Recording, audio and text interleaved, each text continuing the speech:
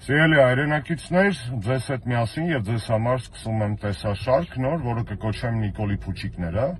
Ամեն անգամ, երբ նա ձեզ հերթական սուտը կմատուցի, 1 րոպե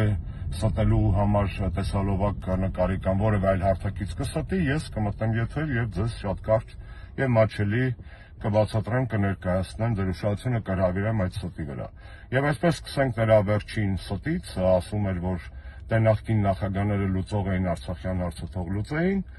դա ասում եմ մարտով 18 թվականին ասում էր, որ Ղարաբաղը պետք է նստի բանակցային սեղանին, հետո ասում էր, որ